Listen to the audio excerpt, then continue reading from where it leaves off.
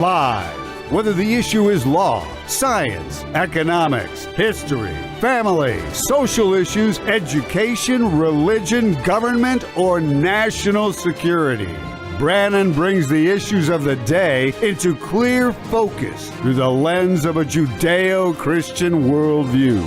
And now, here is your host, Brannon Howse. And welcome to the broadcast on this Monday night, September 29th, 2025. I've got a big panel for you because we got big news, historic news, international news. President Trump today holding a press conference at the White House with Prime Minister of Israel, Benjamin Netanyahu, saying that they're working on a 21-point plan. I don't know if Hamas is going to agree to it or not. There's some things in it that are concerning, that's for sure. And also a peace board. And he himself is going to serve on it, along with Tony Blair, the Fabian socialist, globalist, Mr. Digital ID, get your mark of the beast. Make sure you got your double vaxxed vaccine card, Tony Blair. Why on earth is President Trump going to partner up with a Fabian socialist, Labor Party Fabian socialist, digital ID, pro-COVID vax bioweapon shot? Why is he going to do that with Tony Blair? Is this not a betrayal of his base? Tony Blair is a dangerous guy. I mean, we put him on our short list to be a potential for the Antichrist. I'm not saying he is, but we put him on our short list years ago of being a potential Antichrist figure because of his push for a one world religion and his push for working out a peace deal behind the scenes. This is big news today. And a lot of Trump supporters are upset. I'm getting a lot of emails and texts tonight. People are very upset about this. And I'll explain why. And we're going to bring on Dr. Rob Lindsted on the panel, along with Anni Cyrus, Dr. Woods, Andy Woods, and Patrick Wood. So that's our panel tonight. Then we're going to get a quick update from Michael Weiner. His gold shot way up over 3,800 today. Silver's way up. Something's going on. What is it? America's just grabbing up gold, like over $1 trillion. Why? Why is our government doing this? Because there's about to be a great reset, folks, and a revaluation of gold. By the way, go to that shot. That's a new shot. Look at that hair growth back there. That used to be pretty much a big old bald spot, but not anymore, thanks to Bella Grace. That's right. Bella Grace has really helped. He went to that camera shot, so there it is. Why don't we go there?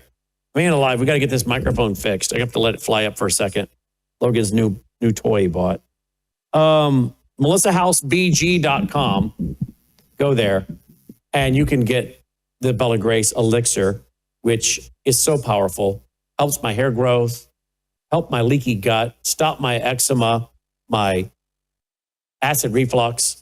But they also have this brand new Bella Melt, which is going nuts. Nuts. I'm not kidding you. I got a text this weekend from the CEO, Kristen. She was telling me about the sales. Apparently, this is going crazy. People really wanted this. Well, that's because it's got that GLP-1. I remember Melissa said to me a couple months ago, we should develop a product with GLP-1. I'm like, what is that? She'd been researching it. Like in the next week or so, Dr. Lucky's like, we're developing a product with GLP-1. I'm like, hey, Melissa was just talking about doing that. So we didn't have to. This takes away your cravings. It's a caramel treat powered by these potent botanicals and essential nutrients. It is sugar-free. It activates that GLP-1, helping you feel full faster. Quiet your cravings, burn more calories, all kinds of other benefits, some heart health benefits as well. You have to check it all out. MelissaHouseBG.com, MelissaHouseBG.com. While you're there, go on over to worldviewtube.com/sponsors. Worldviewtube, hold on, microphone. Worldviewtube, that's at the elevator you bought there, Logan. Worldviewtube.com/sponsors. Let's go over there. And you can find out about Worldview Talk. Get your own satellite phone. Tina will be at our Worldview weekend this weekend along with Dr. Bashima, her sister. Get your satellite phone at Worldview Talk. Get your solar generator. Get your blankets that knock down EMF. So much more. Bulletproof backpacks. Okay? Your antibiotics, your own medical kits on hand, emergency medical kits, a water filter to take out all the poisons in your water. Worldview vitamins, the Switch for Life, the Numi, that's got that glutathione. Remember them talking last week about Tylenol, taking glutathione out of your system? So much talk about glutathione, but we've been talking about it now for how long, guys? A long time. Telling you how important glutathione is to detox your cells. You can't live without it. Some studies show it may remove mercury from your brain, helping prevent Alzheimer's, dementia, and Parkinson's.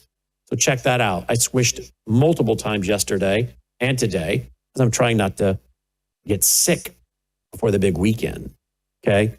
Gatatana, I take that every day, of course. Dolly gets half a scoop, don't you, Dolly? You get a half a scoop on your food every morning, don't you, girl? So check that all out. It's at worldviewtube.com/sponsors, worldviewtube.com/sponsors. Now, don't forget, our big event does come up this weekend.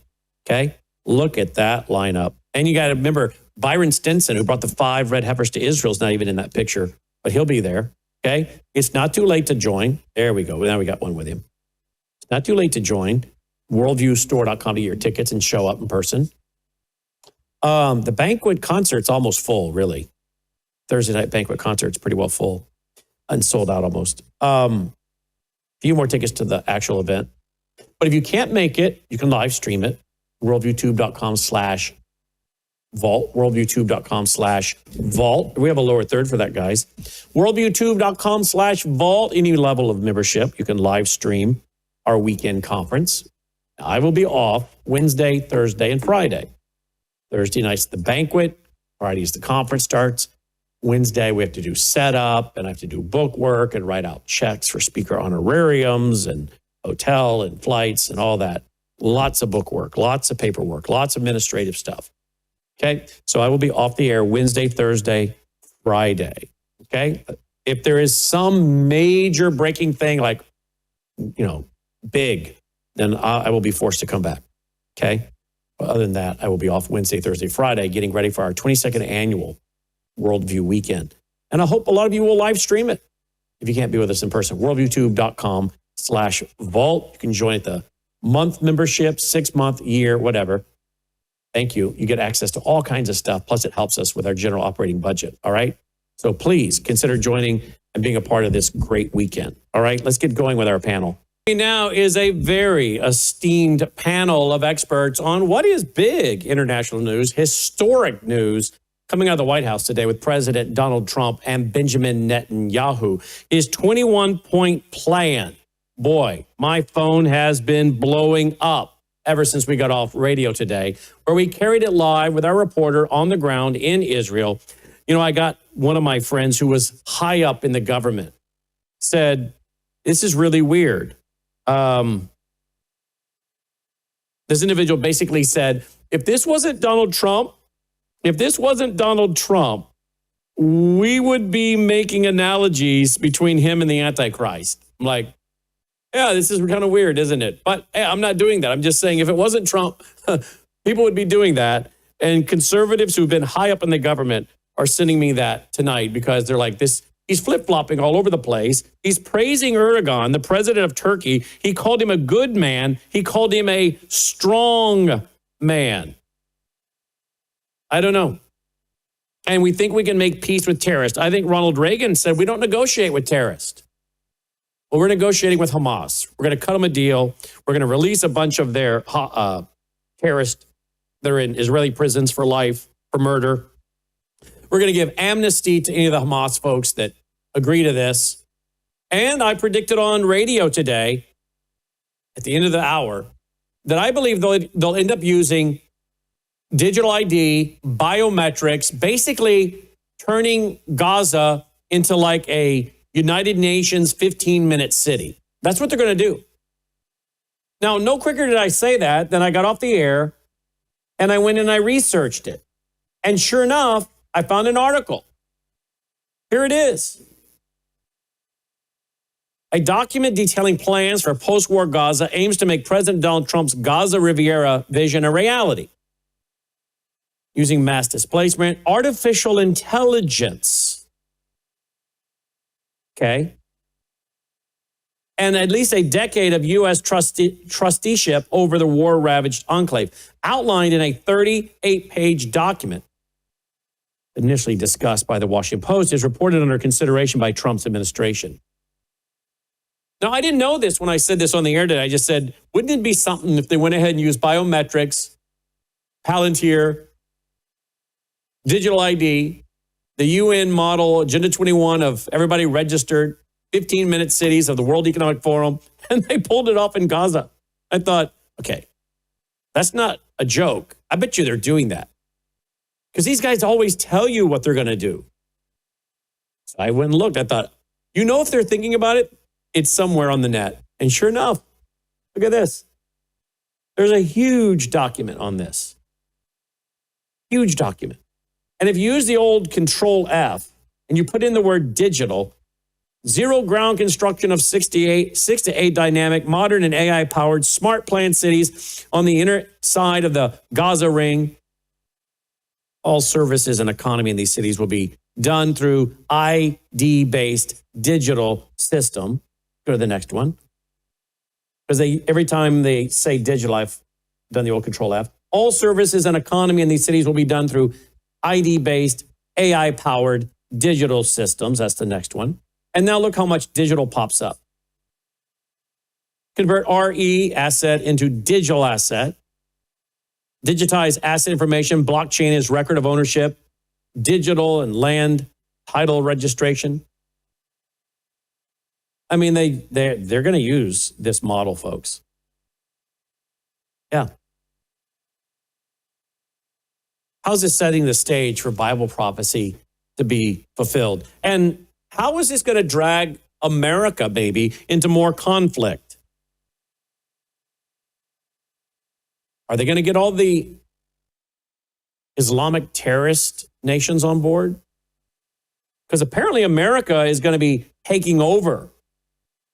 Is this going to have any implication when it comes to that, America, terrorism? Who's going to be paying for this?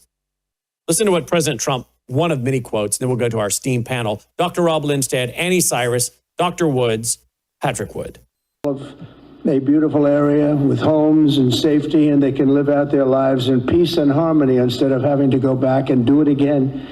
The U.S. will take over the Gaza Strip. What? Remember, he told us that months ago. He was serious. The U.S. will take over the Gaza Strip, and we will do a job with it, too. We'll own it and be responsible for dismantling all of the dangerous unexploded bombs and other weapons on the site, level the site and get rid of the destroyed buildings, level it out, create an economic development that will supply unlimited numbers of jobs and housing for... Now, this is not today, just so everybody knows. This is from a few months ago. This is back in February. So I want to correct myself. I said today. This is back in February. But I think you're seeing that that's exactly what's going to come to pass. Because President Trump went on to announce who is going to be in charge of this. Who is going to be the head of this peace board?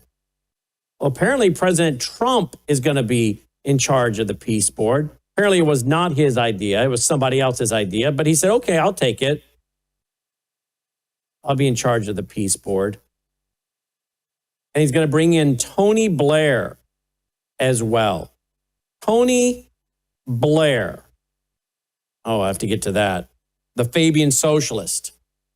Mr. Digital ID for everything, Tony Blair. Tony Blair, the same guy that's had the Tony Blair Faith Foundation, seeking to bring the religions of the world together as one. Talk about it in my book from 2016, The Coming Religious Reich. And the Tony Blair Faith Foundation, seeking to bring the religions of the world together as one. He's also been working behind the scenes for years to try to broker some kind of Middle East peace. He's a globalist. He's a Fabian socialist, which the Fabians gave birth to the Labor Party. He's a globalist.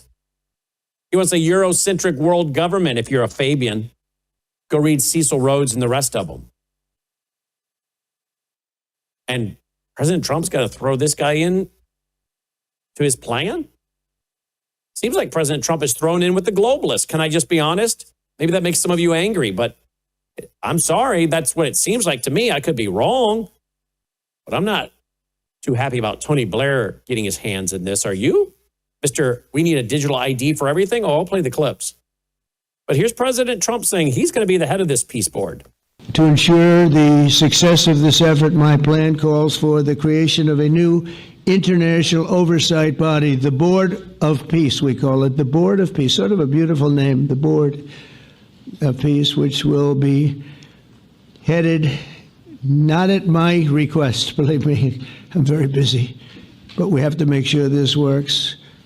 The leaders of the Arab world and Israel and everybody involved asked me to do this, so it would be headed by a gentleman known as President Donald J. Trump of the United States. That's what I want, is some extra work to do, but it's so important that I'm willing to do it, and we'll do it right, and we're going to put leaders from other countries on, and leaders that are very distinguished leaders, and we'll have a board, and one of the people that wants to be on the board is the UK former Prime Minister, Tony Blair, good man, very good man, and some others.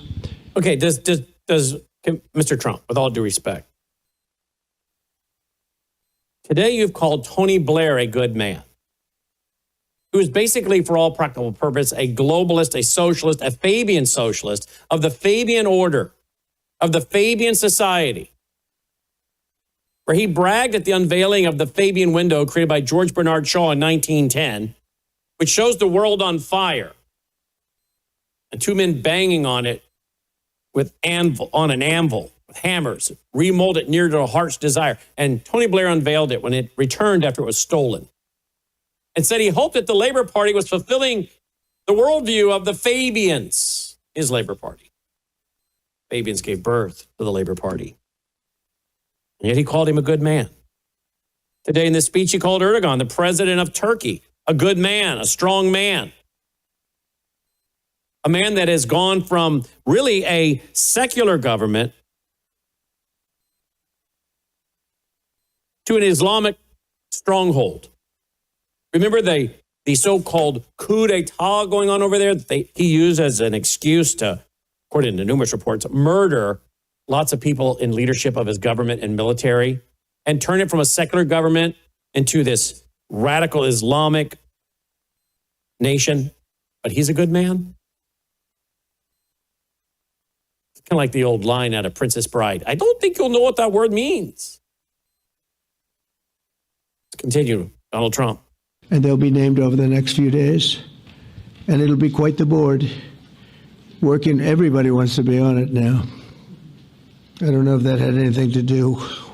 They named me and everybody else wanted to be on it. I guess they figure, well, he's a soft touch. He'll be easy to deal with. Working with the World Bank and others, it'll be responsible. Whoa! Working with who? The World Bank. You guys know who the World Bank is? Of course you do. You're a smart audience. That's the United Nations. And what did I show you guys on Friday night in that 1 hour on digital IDs? From back years ago now, what, 2020? 5 years ago, 6 years ago almost now? The World Bank calling for digital IDs. The United Nations. We're going to work with Mr. Fabian Socialist, Mr. New World Order, Tony Blair, Mr. Digital ID Everything, Tony Blair. And we're going to work with the United Nations, the World Bank. My twin sister texted me about this today. Many people texted me today. As I said, a friend of mine who was high up in the government.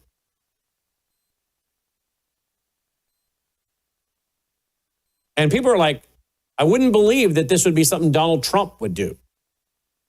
But he is. Let's go back before we go to our panel. For recruiting and training a new government that will be made up of Palestinians, along with highly qualified experts from all around the world. Hamas and other terrorist factions will play no role in the board, but they'll play no role in the governance of Gaza at all, directly or indirectly. As you know, thousands of Hamas leaders have been killed and soldiers have been killed. And we can never forget October 7th, but thousands have paid the price for that. All right, joining me now, there's a lot to play, but joining me now is our distinguished panel. Anni Cyrus of freedom.com, Patrick Wood of Technocracy.news, Andy Woods, not to be confused, that would be andywoodsministries.org, and Dr. Rob Lindsted of BibleTipNow.org. I must first go to Anni Cyrus, because ladies first. And Annie predicted this last week. Let me play the clip for you. Here it is. Okay, there you go, Rumble. Another great website, Rumble. Let me try that again.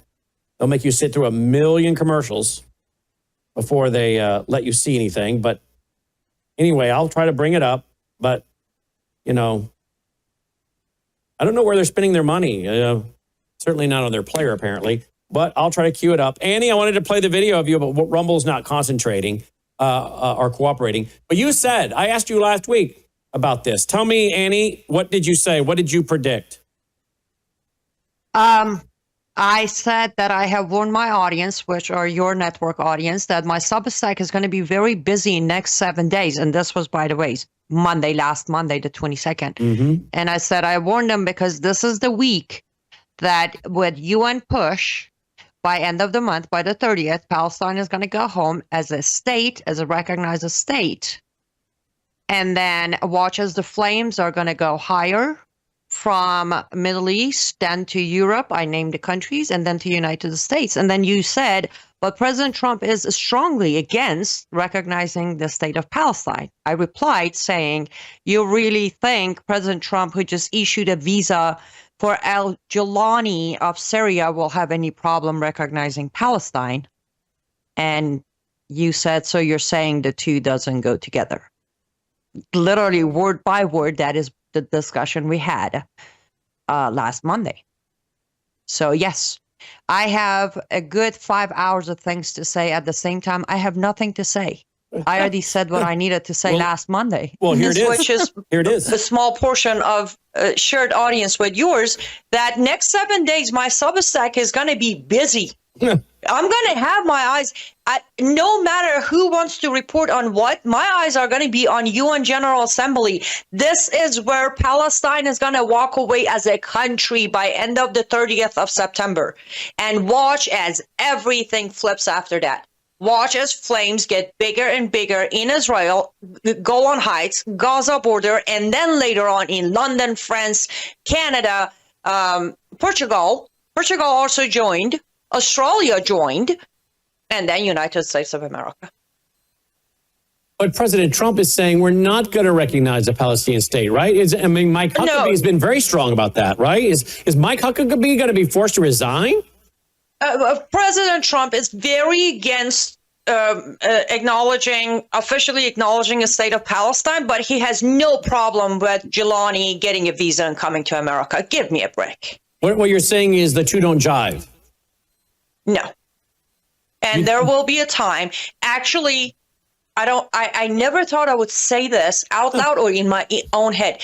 President Trump allowing Jilani in this country today was a more dangerous move than UK, France, Canada, Australia, and Portugal acknowledging the state of Palestine. Why? Why? Number one, President Trump just showed the entire world that you can be a bloodthirsty jihadist. If you play with my rules, I give you a nice Armani suit, I call you a good-looking guy, and I get you a visa to come into New York. That is a dangerous move. And this man still has 3 years of power in the United States. How many more jihadists do you think are going to put on a nice suit, do a good haircut, good looking to Trump to start coming in.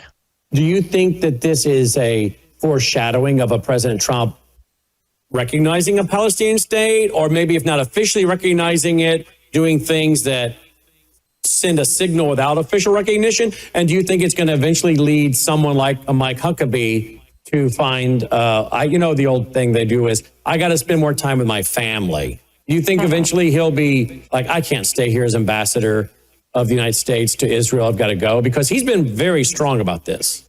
I mean, what is Mike Huckabee thinking today, you think? Well, before I answer the Mike Huckabee, let me say this. No, this was a divide and conquer. Europe and Canada will take the headline by recognizing the state of Palestine. Trump will take the headline by allowing Jelani in. They're both the same move, but Trump preferred to take this one. And is this how does this play? Let's play devil's advocate. How does this play? Are they trying to separate Syria from Russia, from Iran? What's the play here? In Trump's mind, or in the globalist mind, or in the red-green axis mind? All the above. Because we have three. Okay. Go in ahead. Trump's mind, he just made a great chess move, got his hands on treasures of Syria, and he's going to leave a legacy of bettering our economy and making more peace in the Middle East by shaking hands with Jelani and giving him a government. Okay, by the way, when you say, are you saying, all right, we'll stop it there. So you called it 7 days ago, right, Annie? Well, by exact words, yes, but I technically called it back in May of this year when he made a trip to Middle East and shook Jelani's hand. That's where I started saying this is coming. But yes, by exact words of this so-called proposal or deal coming 7 days ago, I called it, yes. And I just want to say, I'm not claiming I'm a prophet. I'm not anti-Trump. For those who think I have turned against Trump, I have lived a life of a Sharia-obeying human being, okay? I can see between the lines that are not being spoken. I know how these people play the game. I have literally recapped UN General Assembly for 8 years now. I know what's coming day one of UN General Assembly. So that's why I was able to call what just happened today 7 days ago. All right, let's bring in we'll come back to Annie, of course. Let's bring in Dr. Rob Lindsted. Dr. Lindsted, you watched the whole thing today. What did you make of it? Well, I would begin by saying, what's a piece of paper worth? And okay, so we end up with a piece of paper, but the paper is only valuable if the people who sign the paper have principles and will stick to the principles. We know Jelani doesn't stick to principles. We know he's an enemy of Israel. In the last 48 hours, he hasn't changed his mind on Israel. So he signs a piece of paper, but it's worthless. Hamas. You know, it's almost ridiculous because if you go back and watch the UN narrative for the last several days, they walked out on Israel. They said Israel was trying to take over the Al-Aqsa Mosque.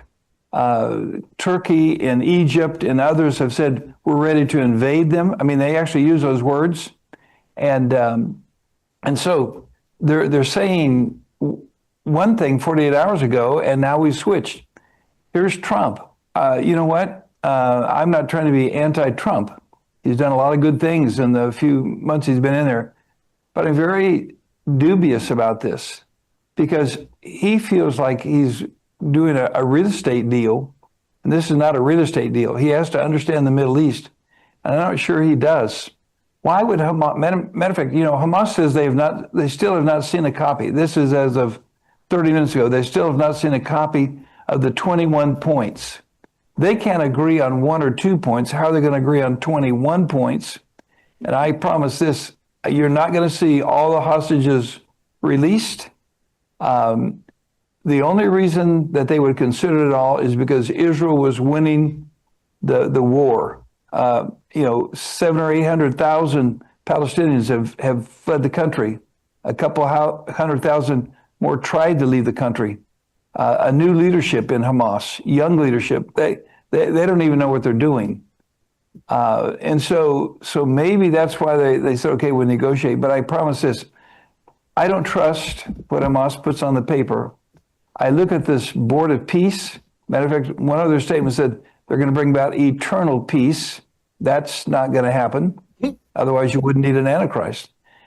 Jared Kushner, his legacy has been to make peace deals. Name one that he's made that's been successful. Tony Blair.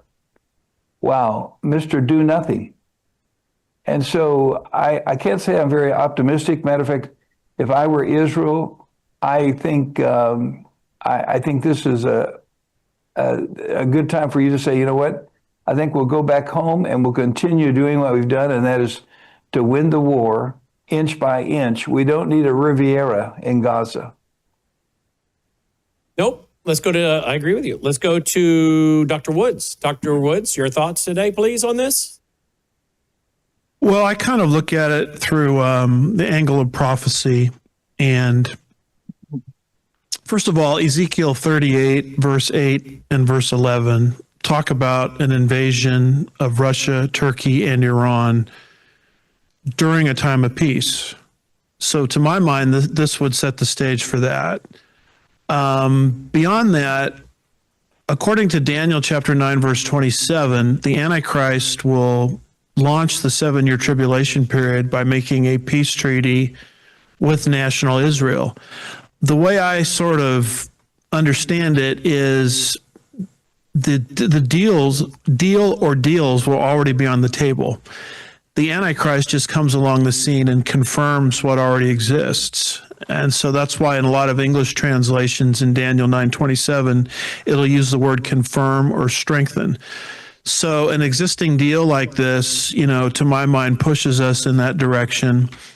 I've also always got my eye on Daniel 2 and Daniel 7, which talks about a Eurocentric New World Order and a Roman Antichrist. So when people are telling me that a guy like Tony Blair, the quintessential globalist from Europe, is going to be, on this committee or this table or whatever they're calling it, my ears perk up from that standpoint. And then I've always got my eye on Joel chapter 3, verse 2, which indicates this is what will break or trigger God to bring his wrath to the earth in the 7-year tribulation period. It'll be the attempt to divide his land. And so when I hear all this talk about, Gaza is going to be a separate deal and the Palestinian state is going to be a separate deal, the United States of America is going to come in and run this or that, I'm thinking, well, that's Joel chapter 3, verse 2. And I'm not setting dates for things. I'm just kind of a trends guy. And so these are the major prophetic trends, I see all running concurrently in something like this. Mm-hmm. Absolutely. Let's go to Patrick Wood. Patrick, what are you've been following Bible prophecy and globalism for years. You're an expert on technocracy. And here I bring in this plan. I just said on radio today, hey, I bet you they end up using a 15-minute city type concept, biometrics, digital ID. Tony Blair's huge on that. I got the clips I'll play again tonight. I've been warning about this guy extensively before my book in 2016. I was warning about him before my book, but then in 2016, I made him a big part of my book, The Coming Religious Reich, Empire Kingdom. And I said, I wouldn't be shocked if they don't use the digital ID and all this. I didn't know. I got off the air and searched, and I found that document I just showed a while ago. I mean, they're planning on using technocracy to run Gaza. What do you make of all this as an expert on technocracy? They really are. You have to figure, I think, the only way that they can monitor the situation is making a positive ID, biometric ID on every single person in the Gaza area. That's the only way they can control it. That plays into not only technocracy, but also the digital ID concept. You figure. There was one other thing that I saw that in this document as I just read it, skimmed through it. There's a section called The Opportunity, and it talks about Gaza as a regional trade hub at the crossroads of the ancient sea route Egypt, Gaza, Babylon, and the incense trade route. That's India, Yemen, Arabia, and Europe. It can thrive once again at the center of the pro-American regional architecture. You might remember Bibi gave a address to the United Nations before the September 7th attack, 2023, where he outlined this concept of a new canal being erected, or could be erected, through Gaza to establish an alternate route for the Suez Canal. So factor that in here also. These people have big plans for Gaza. And you can see it's all going to be about trade, I think, in the end. Yeah, Brandon, I think that's called the Ben Gurion Canal. It is. That he's talking about. It is. The Ben Gurion Canal cuts right through there. And we've talked about that for a long time and asked the question.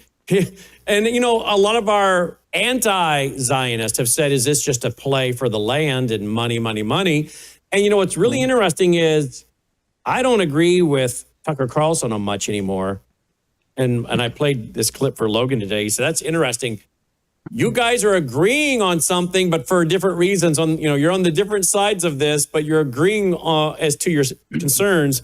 This was just a few months ago. I guess Tucker Carlson interviewing Sean Ryan. I guess that's who this is. Watch this. This is interesting. Just get done also with the deals that just happened over there, or was this earlier? You would probably know. No, I don't know. You don't? I've not made $1 in the Middle East, not one. Well, I mean,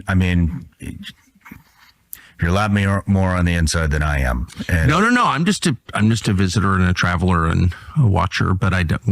There's Is some of this about money? Is it about? I mean, they go on to get pretty blunt as to what they think about this. So the reality is this is just what some folks are saying. I don't know. Anyone want to comment on this? Yeah, Brandon, I want to go back to the comment that Andy Wood said about Joel chapter 3. The thing that God's going to have his wrath stirred up about is the fact that the land that God gave to Israel was parted, was divided, wasn't left in Israel's hands. Does it make a difference whether that's Hamas, the Palestinians, or the U.S.? Why should the U.S. have any more priority over that land than anybody else? The land is God's, the land is Israel's. So here we are, let's say 48 hours away from where Trump repeated 3 or 4 times, Israel cannot annex Judea, Israel cannot annex Samaria. That's their land. Now here's Trump, and he's going to make this eternal peace in the Middle East, and the land is going to be given to people other than Israel. So that's one of my alarms. I think it's important to say who really controls this. I'm also interested in the fact that the enforcers, last week I looked at Turkey, who announced a nuclear reactor, and then we made a big deal in the White House. We signed an agreement to build them a nuclear reactor. We're now going to sell F-35s to them. Why all of a sudden is Turkey the favored international power? Well, Turkey and Egypt just said that they had sufficient power to eliminate Israel. So we're bringing people in that have the same design that Hamas had. Hamas's design was to eliminate Israel. Hamas's design was to create a Palestinian state. And it looks to me like we're doing exactly that. This could well reward terrorists by saying, look. Bingo. Yeah. Reward terrorists. You perform October 7th, you kill 1,200 people, you rape, you behead, you gang rape, you cut off the feet of babies, you put them in ovens, and we're going to give you a Palestinian state. I thought we didn't negotiate with terrorists. Now, I'm sorry. Can I come in for a second? Go ahead, I'm sorry. Annie. Yeah. This is not the first time we have rewarded jihadists. Remember, Christopher Royer, the seat of the Islamic seat at the Faith Board of White House, convicted, sentenced to 20 years prison, served 13 years of that 20 years. What was the conviction? Training jihadists, funding jihad, and going to Middle East to train more jihadists. And he gets a board on the faith-based initiative of the Trump White House. Yes. And then also, as I said last week, and as I've been saying for months, you have al-Jolani. He is also internationally convicted. And remember, United States of America was hunting Jolani with $10 million bounty on his head. You know who lifted that bounty? President Trump. So this isn't the first time President Trump is rewarding jihadists. Why are we doing it? Are we doing it? We're not. President Trump is doing it. And Why? honestly, well, I should really, it's very risky to talk Bible in this very, very, very biblical panel, but I will dare and say what just was said. Trump repeatedly referred to his 21-point deal or plan as eternal peace. I don't know as much as all of you do, but I do know the one and only power who will and can provide eternal peace is God himself. So is Donald Trump doing this because he wants the Peace Prize? Is he doing it because he wants to go down in history? Is he doing it because his family is cutting deals and building golf courses, I guess, and hotels, according to news reports, in Qatar and other places? Is it the collection of all the above? Or do we have so many jihadis and terror cells here in the U.S., we're being told and dictated to if we don't want to see our cities destroyed? Well, all of the above, but all of the above because President Trump allowed his ego. When he came back from Middle East, what did he say? I was treated like a king. And his supporters repeated the same thing. Many titles of next day shows were Middle East comes to realize Trump is the king. His ego has allowed him to want more, go down in history as the deal maker, possibly get the Peace Prize, and avoid any, because as of right now, everybody claims, it's a wrong claim, by the way, everybody, but everybody claims that during his first term, we faced no terrorist attack, jihadist attack. Again, incorrect, but that's what is going down in history. He wants to repeat the second one, but no terrorist attack or jihadist attack. So everything you said, but it is important. About 7 weeks ago or so on your show again, Brannon, I said, this was about Qatar. And I said, Trump doesn't care for America first or Americans first anymore. He's planning his retirement in Middle East. And again, today, let me just ask you real quick. Is he planning his retirement? Or is he, and a caller brought this up on my show today. Is he not even going to be able to finish his first term? I don't know. Well, he's not going to finish his term. I have talked to you off air, and I won't go to details, but I have talked to you off air about what I think is going to happen by January of 2026. Well, let me just and that includes him not finishing his term. Well, let me go to the still picture of him today. Did anyone notice his right eye? His right, not your right. His right, folks. So if you're watching this on the screen, it would be your left. I watched his left eye, which is his right, to my left, that whole presentation. Am I the only one that's noticing this eye drooping a little bit? And I watched it during his whole speech, and I'm like, is this guy well? Is he not realizing he's not going to be around or be able to do the job? I don't know. I'm just asking questions. But then I saw that droopy left eye. I'm like, what is going on with him? Well, instead of retirement, I should say his legacy. Because, his retirement, you're right. It's him enjoying it. But he has moved his legacy to Middle East.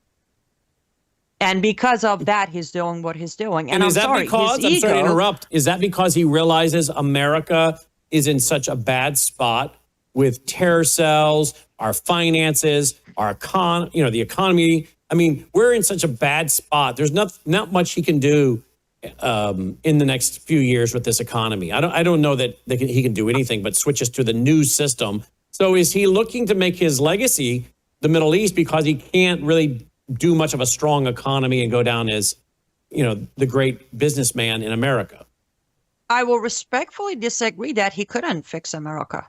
He could if he wanted to. No, I don't think he gave up on America because he thought there's no way of fixing it and leaving a good legacy, either finishing his term or not.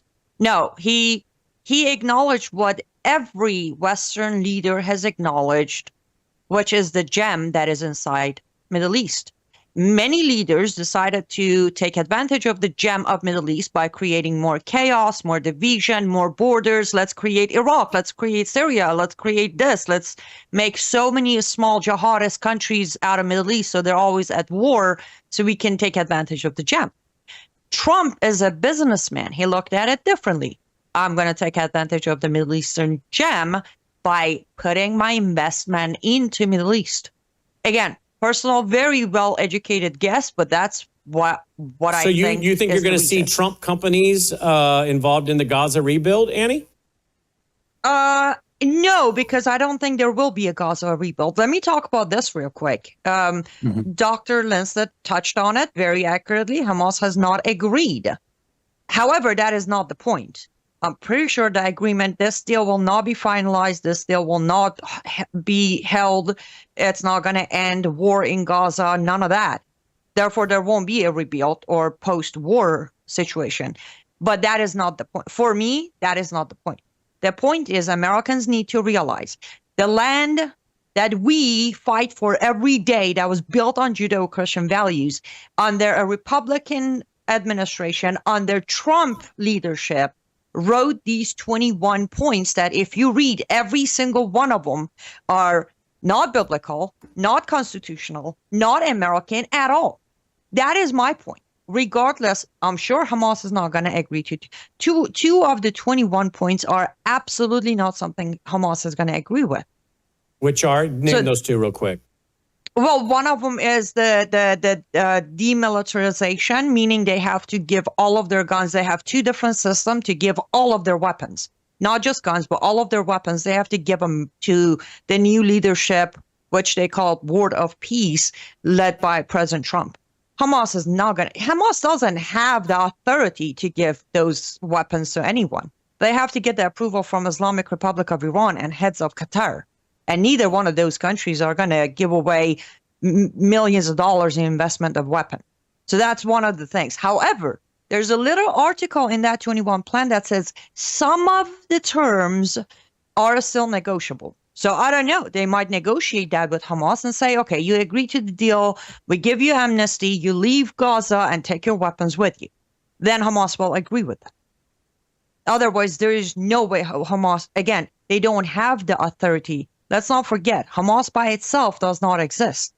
Hamas is a proxy built by Islamic Republic of Iran and funded by Qatar. And President Trump said today that they are putting together a trilateral group to work out their grievances between the U.S., Israel, and Qatar. So he said that today. I don't know. Did anyone else catch that? Did you catch that, yes. Dr. Woods?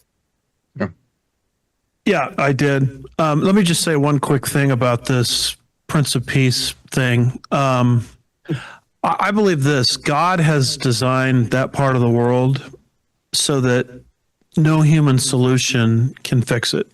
I mean, that's the design of God. Yeah. And even the Antichrist, he'll bring in the best human option, but he won't fix it either.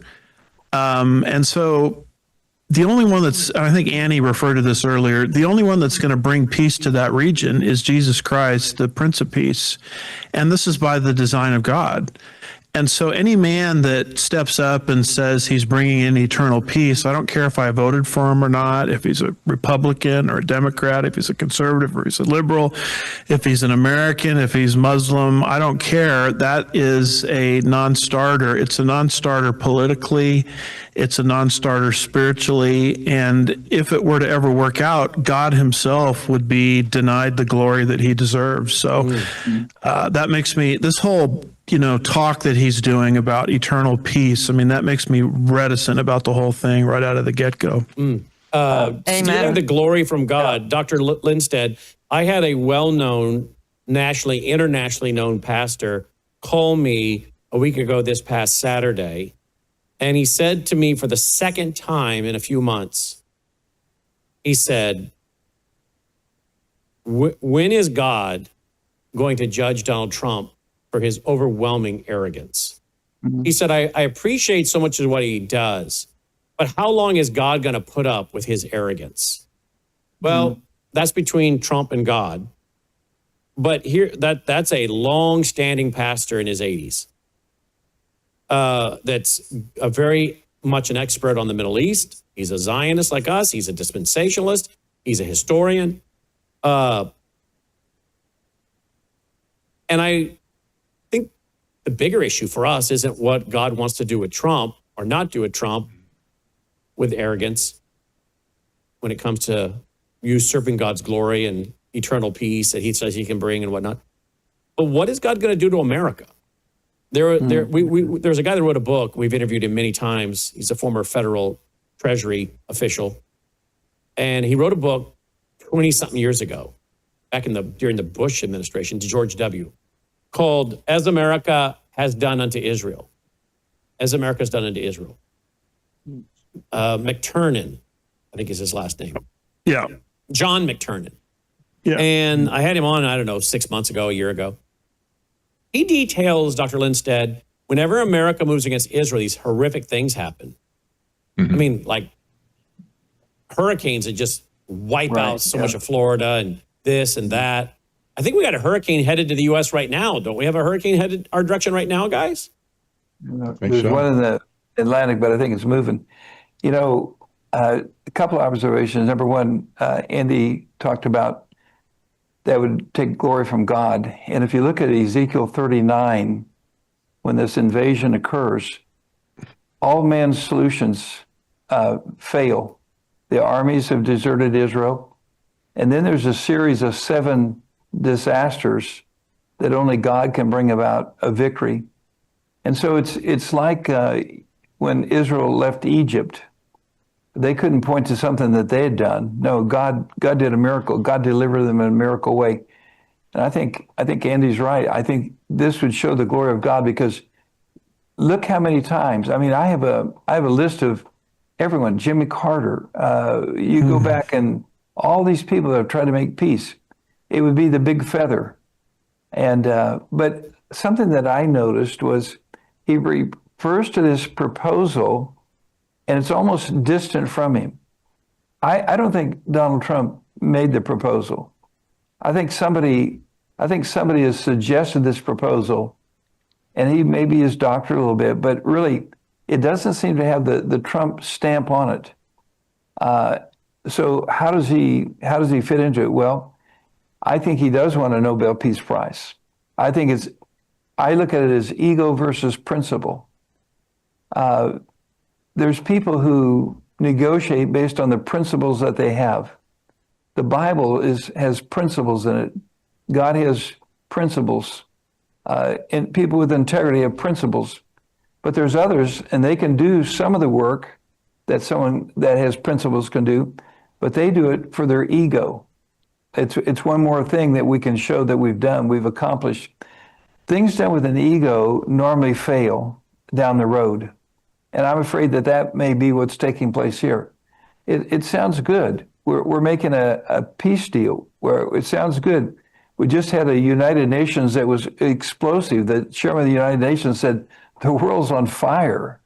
He said the earth is melting. Wow. That's his assessment of it. And so on the eve of this whole week of UN meetings, we now come up with eternal peace. And so I don't think it's built on principles, because if you really look at it, there's some things that I don't think Israel's going to say, I'm comfortable with that.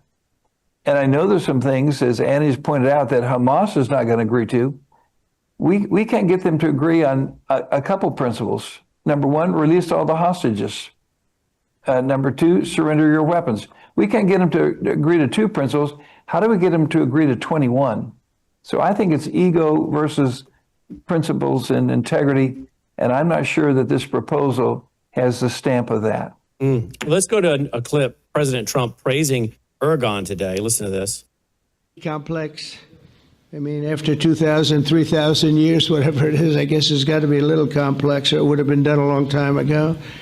The King of Jordan was with us, as you know, in the United Nations. The President of Turkey, President Erdogan, is a friend of mine, a strong man, but a good man, pretty complex. A good man, a guy that's had murdered, apparently, according to news reports, murdered a lot of people were there, turned the country from secular government to Islamic government. I don't know. The whole thing seems like a complete mess. I want to turn to you, Patrick. I'm so sorry, since you brought up Erdogan real quick. Okay. Let's not forget, on Friday, when President Trump hosted President Erdogan, President of Turkey, at the White House and sat down, talked to him, as Dr. Lindsted mentioned, offering to resume selling them F-35s and all of that. He also said something that even myself, I'm not from Turkey, but I spent 3 years of my life in Turkey as a refugee. I was offended on behalf of people of Turkey when he said he's a strong leader who's done a lot of good for his people. And then he legitimized the fake coup that ended up with more than 2,800 Turk citizens dead, by comparing it to 2020 fraud elections, saying if anybody knows about election fraud, is this man right here. So just wanted to add a little bit more context into just calling somebody my friend or good person. But he went way farther than that on Friday. This is from I want to get Patrick Wood's response here. This is from my book in 2016, The Coming Religious Reich, 600 pages or 500 something pages. You don't need to buy it, folks. If you have a membership to the Vault, it's free. Just go to worldviewtube.com/vault. You can join. And then you can live stream our national conference this weekend. I think we'll have plenty to talk about. Worldviewtube.com/vault. And you can get this book as an ebook for free as part of your membership. But here's what I say about Tony Blair. Tony Blair, I talk about him promoting his Tony Blair Faith Foundation. I'm just going to do the old Control F thing real quick, just show you a little bit about Tony Blair. Tony Blair moved socialism in England, several giant steps forward. Now he continues the agenda he began in office by founding and leading the Tony Blair Faith Foundation. The goal of his organization is to bring the religions of the world together as one. Are you starting to see a pattern here? Go to the next reference to Tony Blair. Tony Blair and a pantheon of European leaders signed the document under the building's gigantic statue of Pope Innocent X. I was talking there about the European Union, his pushing of the European Union, which of course is part of the whole goal of dividing the world into 10 regions. We see that in the Bible. He talks about using religion as a civilizing force. There's a lot more I could say about Tony Blair. Of course, Rick Warren, America's pastor, they called him, he had to get involved and endorsed him and talked to how great his Tony Blair Faith Foundation is. Tony Blair's been pushing this is from a 2015 article, the idea of hate crime laws. So there's a lot we can say about Tony Blair. And I'm not a big fan, obviously, of Tony Blair, the Fabian socialist, Tony Blair. Now, let me show you a little bit about Tony. Here is Tony Blair Institute, the Tony Blair Institute for Global Change. You guys should follow him, his institute, on social media. Here's one of his guys just on September 26th. This is one of Tony's guys. We got plenty about Tony, but here's one of the representatives of the Tony Blair Institute on Global Change reacting to the UK's calling for digital IDs. It's digital slavery. They're going to do this in this Gaza area if they can get this thing off the ground. Watch. I'm here in Westminster where the Prime Minister has just announced the introduction of a new nationwide digital ID scheme. This is a really big moment for the country and something we've been advocating for at TBI for a long time. This is because digital ID is the gateway to a new generation of public services. Personalised, preventative, always on, and is going to make a real difference to the lives of people in the United Kingdom. Now, the task is to deliver. I'm here in He called it a scheme. I thought a scheme was generally not a positive thing, but he called it a scheme, did he not? Now, listen to Tony Blair himself on this, the guy that President Trump's tapping to be involved in this Gaza. And the unvaccinated. So both here at home, if we do have to adjust some of the freedoms because of the rising pressure from new variants, then it's important at least to ensure that those people who are vaccinated have the maximum freedom they can. And I think that could also be done for travel. If you're double vaccinated, it should be much easier to come in and out of the country. And indeed, around the world, I think you will find that countries start to distinguish between the vaccinated and the unvaccinated. So in Europe, for example, they're going to allow you to travel freely within Europe if you're double vaccinated. You get proper proof of vaccination. I mean, actually, the NHS ex-people have done a good job on the NHS app, but we need to make that interoperable with other systems so that you can use this as proof of vaccination. You're facilitating it. So I think that there may well be situations in which people decide they don't want to make that distinction. But I think you're going to find in many settings, people do want to know if they're going into that setting that the people around them, if they're mixing in close quarters, this whole argument reminds me of something going back for some years. This is ID cards by the back door, isn't it? Look, I was then, I remain even more convinced today, particularly with biometric technology, the world will move to biometric ID, and they'll do it because in the end it's better for people. It's not about, look, the amount of information government's going to have on you is going to be minimal compared to what your local supermarket has on you. So this is a completely sensible way to go, and I think you will find right around the world that people move in this direction because it will facilitate the access to government services. And by the way, in some of the developing countries, the thing is about biometric ID. I mean, as you know, my view is the whole world's getting changed by technology. The big political debate we should be having, we're not really having it, is how do you master this technology and harness it for the public good? But in every single field of our work, our leisure, the way we interact with each other, technology is going to change everything. So, you know, biometric ID is just one part of a much, much bigger picture. Face this situation in the future, we're going to have to create a global infrastructure to deal with future pandemics, because I think what has happened to us is probably part of a change that is going to be just normal life for the foreseeable future. A global structure. We're going to use the pandemic. We're going to use climate change. We're going to use whatever we can to create a global structure. This is, I mean, laying the foundation for what's coming. And I hate to say it, Dr. Lindsted, but is President Trump aware that by elevating this man who is for people being double vaxxed, vaccine cards, all the things he's pushed, does he not realize this is a betrayal of his base, Dr. Lindsted? Well, I hope he does, because it really is doing that. You know, if you're going to make a deal, you have to trust the people that you're working with. I don't trust Tony Blair. You know, his stand on a variety of things, including controlling people. He never mentions the word control. That's why they have those things. It's to control. I'm concerned because just last week, I listened very carefully to the King of Jordan. And the King of Jordan said that Israel is no partner or part of peace. That's pretty harsh to say, and then come back 48 hours later and say, we're going to sign a peace treaty. He also accused Israel of undermining the Temple Mount. Turkey endorsed him and said, Israel has designs on the Temple Mount on Al-Aqsa Mosque. This is in the last 48 hours. And so here's Turkey, and the truth is, they said that Netanyahu has no perspective of history, And the former prime minister compared Netanyahu to Hitler. So two principal people in this whole thing is Turkey and Jordan, and they both have ripped Netanyahu and Israel in the last 48 hours. How can you sign a treaty and trust them if there's no respect for the words of these people? They have no respect for Netanyahu. Therefore, they'll have no respect for a piece of paper that they sign.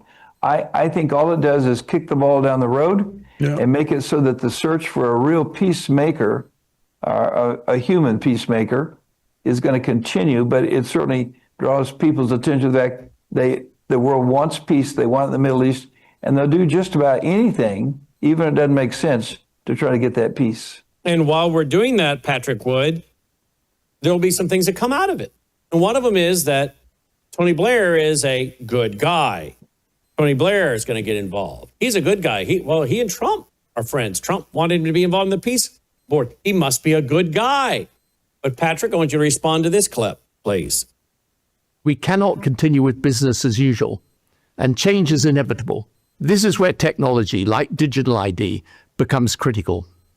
My institute's own analysis shows that introducing this in the UK would save at least $2 billion a year, and likely more, by reducing losses to fraud, improving tax collection, and better targeting of state support.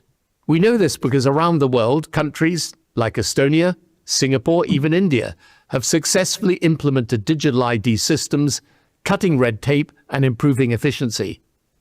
These nations aren't just adopting new technology. They are reimagining how the state itself works. Of course, concerns about privacy and security are valid. But these systems, done in the right way, actually give individuals more control over their own data. With robust safeguards and transparency, we can ensure that digital ID enhances rather than threatens personal privacy. Okay. So respond to this guy, will you please? I think he's been talking to Peter Thiel, honestly. It sounds like the pitch. You have to remember that this guy has lined up with the globalist agenda forever. He was a friend. He never joined the Trilateral Commission. However, all of his policies over the years have dovetailed with trilateral policies. So this guy has been a great friend of, even an implementer of the new international economic order. It's all over his face. He's talking about it, and he's talking about it now in the sense of an Elon Musk or Peter Thiel, both of which, and all the tech bros in Washington, D.C. at this point, they're all in for this concept of a digital ID. And just a matter of time, not just a password, not just a number. This is a biometric identification system. That's different. That it will be based on perhaps your iris, maybe your thumb, your fingerprints, your face recognition, some aspect, or a combination of multiple vectors. But they could also use it to crack down on the whole MAGA. There would never have been a Donald Trump and the MAGA movement if we have biometrics and digital ID. They would have shadow banned us. They already were. But with digital ID, with the ability to control who's on the internet, who can even log in to broadcast, et cetera, there would never have been a MAGA movement. And apparently, Tony Blair is very aware of that. But apparently, Donald Trump isn't aware of the fact that Tony Blair is a Fabian socialist, a globalist, and against what his base is for, including the populist movement. Because here he is saying, for the headline, Tony Blair, bringing digital IDs to get tough on populism. So does President Trump understand if Tony Blair's agenda was put in place, he would never even have become president, Patrick? I think he understands, honestly. Tony Blair was... you think Trump understands that? I think he does, because the populist movements of the world have all been compromised by technocracy when they got whatever, they made an election and got their candidate in. You saw it in Italy, for instance. You saw it in Great Britain as well. So I think Trump understands this. He can't miss it. And at this point, we know that Blair is just treacherous as anybody on the landscape. He can't be trusted to do anything for the people on behalf of the people. At this point, I have to say this: I don't like it, but we have to consider maybe President Trump really doesn't care what happens to the American people, especially the MAGA movement. That's an ugly thing to say, I realize, but we have to ask the question: if they're all in this together, and Tony Blair has been friends with these other world leaders like the leader of Turkey and the other Muslim kings and whatever sheiks in the Mideast. Okay. He's if they're all together in this brain trust, if you will, where does this leave us as the people of the countries? I can't see that really working out very well for anybody except them. Are you saying that President Trump has cast aside caring what the MAGA base thinks? Annie, is that what you're saying? First of all, Patrick, and then go to Annie. It kind of looks like that. It really does. Well, Annie, didn't President Trump put something on Truth Social when they all were wanting to see the Epstein things, that a lot of you are stupid and I don't need you anymore kind of thing? Didn't he say something like that? Yes, he did. And he actually called them his former supporters. Like, he dumped them. And then as an ex, he came on Truth Social and said, my former supporters who don't understand, who are stupid and ignorant, are demanding, are following a hoax. He killed himself and there was no file and all of that. But yes, and earlier on your show, I wasn't as kind as Patrick. I flat out said he's done with America and Americans and he's moving on to Middle East. By the way, since you brought me on, just a quick update. The Hamas negotiators have received a copy of the 21 points through Qatar and Egypt. And as we said, they have already come back with, we are not going to meet your number 12, which is the disarmament or demilitarization of Hamas.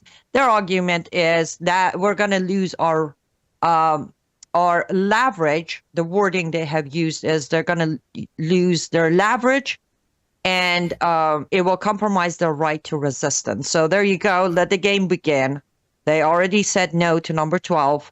And then they also added that willingness to negotiate around certain terms, but will not accept the plan as is. So there you have it. Well, again, thank you, Annie. Dr. Woods, I don't want the program to be negative all night about President Trump, because I appreciate a lot of things he's done. But getting a lot of texts and emails tonight from people, as I've already said, some who are up pretty high in the government, some who were in his first administration or even on social media, telling him what he's doing wrong.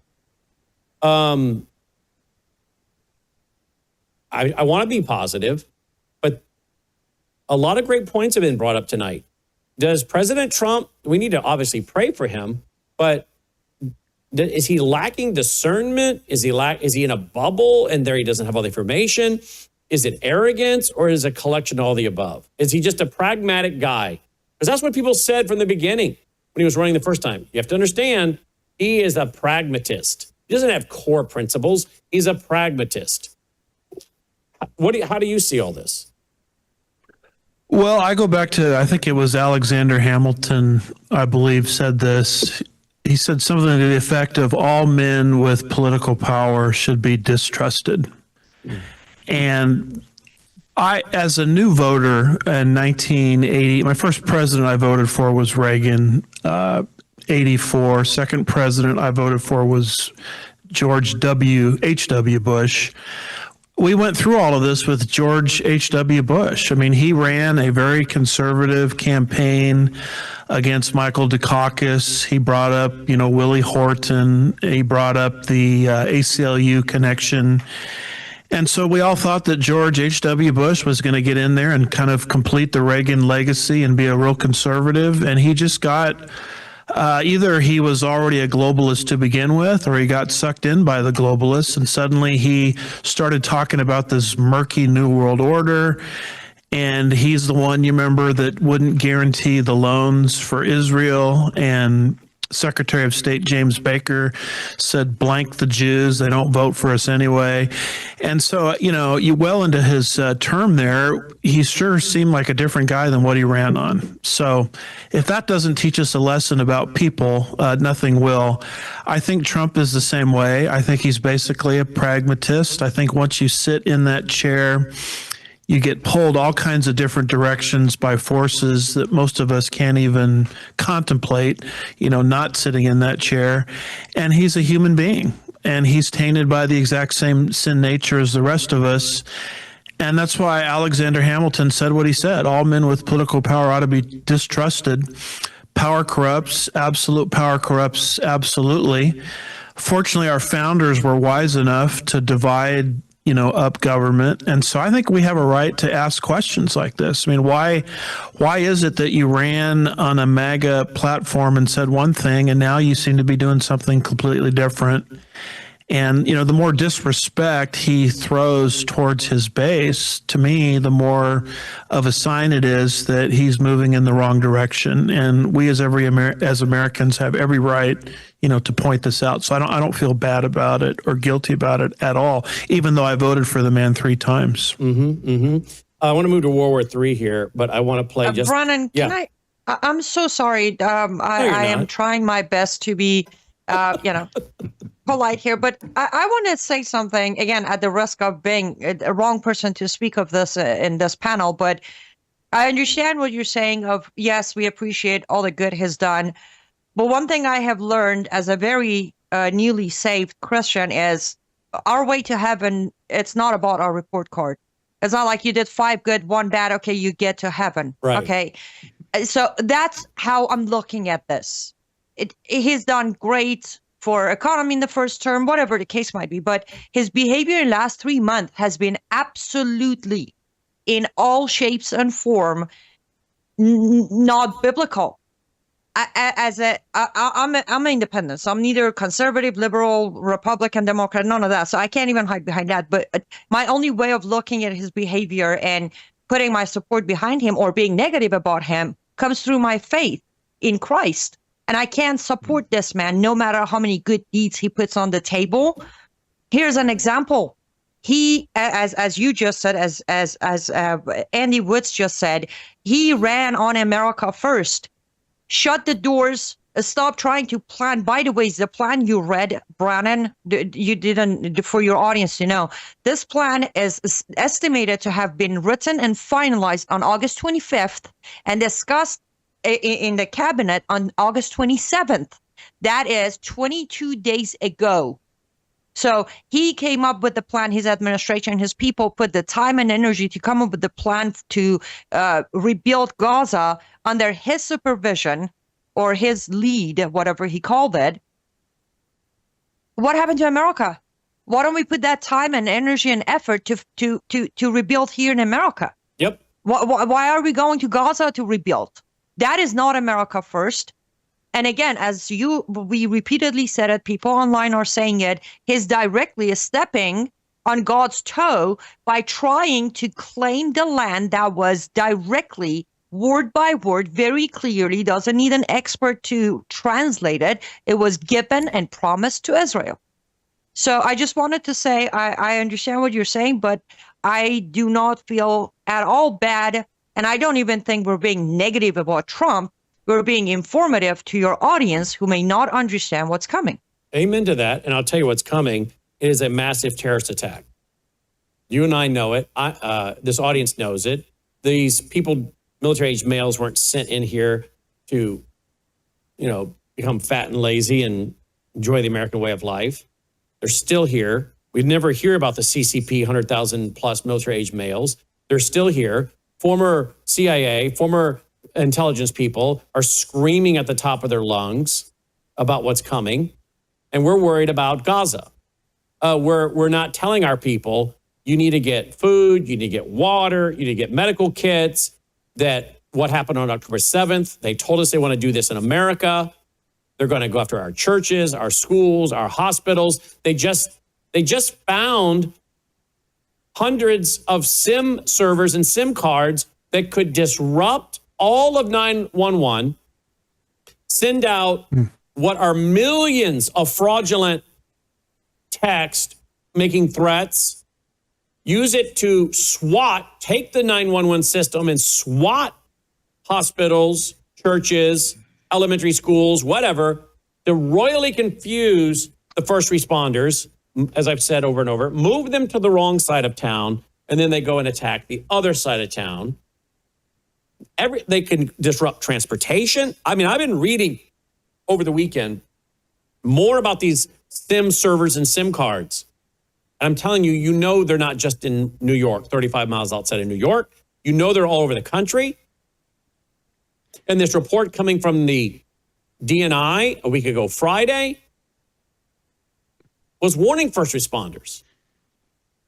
And so we should have all hands on deck preparing the American people from what clearly is coming, and the government either has no intentions of stopping it or they can't. And I would venture to guess tonight, President Trump doesn't know what I just said. He doesn't know that. They deliberately have the man, I think, in a bubble. But, yeah, go ahead, Patrick. Well, there's another angle that we need to explore, and that is the NAR connection to President Trump. That's the new Apostolic Reformation. Exactly. Modern day prophets and apostles, who, by the way, they believe they are the new Israel. They're into replacement theology. While they talk nice about Israel up front, if you go study their theology, they really believe the church is the new Israel. Yes. And these are false prophets, false apostles talking into his ear like Paula White. Exactly so. And this is becoming a dominant theme, I think, in America, especially since the passing of Charlie Kirk. Not that he was involved directly, but most of the people, many of the people who have kind of taken that over now, they're also associated with NAR. This is a major thing with respect to Israel, because they really, really, really do not believe Israel has any right to anything in the Mideast. They believe that the church has replaced Israel as a basic entity for God's blessing. So if you look at Trump's actions in the Mideast right now, maybe this didn't have anything to do with Israel as we understand Israel, but maybe he was lobbying for the church, quote unquote, right, to take over Gaza. And rightfully so, because they think, well, hey, we're the replacement for Israel. We're in charge of that land now. I want to go to one before I go to World War III and then wrap. I want to go to Tony Blair again. Here he is speaking at the 2025 World Governments Summit, which was in, I think, United Arab Emirates. So think Islam, folks. So this is the guy they're going to bring in the peace board with President Trump to run Gaza. Really? And notice he's talking to Larry Ellison, who's also been brought into the Trump administration. So please understand, the two of these guys are together. They're speaking at the same event, Tony in person. I guess Ellison's appearing on video at the World Government Summit 2025 in United Arab Emirates. Understand what's coming, folks. Listen. When you come to government and what government's doing, there are artificial intelligence tools, and some of them I know that Oracle have developed around financial management for government. But also, tell us a bit about what, because you're right at the forefront of this revolution, what it means for what government should do in terms of its digital infrastructure, digital ID, data centers, and so on. How do you take advantage of these incredible AI models? And the first thing a country needs to do is to unify all of their data so it can be consumed and used by the AI model. You have to take all of your healthcare data, your diagnostic data, your electronic health records, your genomic data. And in the Middle East, in the UAE, for example, they're incredibly rich in data. They have a lot of population data. The NHS in the UK has an incredible amount of population data, but it's fragmented. It's not easily accessible by these AI models. We have to take all of this data we have in our country and move it into a single, if you will, unified data platform. So we provide context. When we want to ask a question, we've provided that AI model with all the data they need to understand our country. So that's the big step. That's kind of the missing link. We need to unify all of the national data, put it into a database where it's easily consumable by the AI model, and then ask whatever question you like. So you're really, through the use of this, you're revolutionizing the way government works, right? The services it provides, the way that it operates. What about things like financial management, procurement? How can AI help a government operate more efficiently, more effectively, give a more direct and better service to the citizen? All right. They're going to always tell you how it's effective, it's safe, it's wonderful, like the COVID shot. I told you that was safe and effective. When we look back, we're going to find out that what was put in place, and this is what I warned my audience before President Trump came in, are they going to let him back in because he can convince people and do things that no one else could, that Kamala couldn't do? That these data centers are really about just putting in a digital Gestapo, digital concentration camps. We're going to look back and realize that we've been played, whether deliberately or out of ignorance. But when we look back at this 4-year term, I think we're going to be very, very unhappy. Patrick? I think so. Yeah, I agree with you. Totally. Yeah. All right, let me switch to World War III before we wrap. Here is General Kellogg saying this, and how you guys think this all fits in. Here we go. As we forget that, and we should react accordingly. I just want to clarify. Are you saying, though, that it is the president's position that Ukraine can conduct long-range strikes into Russia, that has been authorized by the president? I think reading what he has said and reading what Vice President Vance has said, as well as Secretary Rubio, the answer is yes. Use the ability to hit deep. There are no such things as sanctuaries.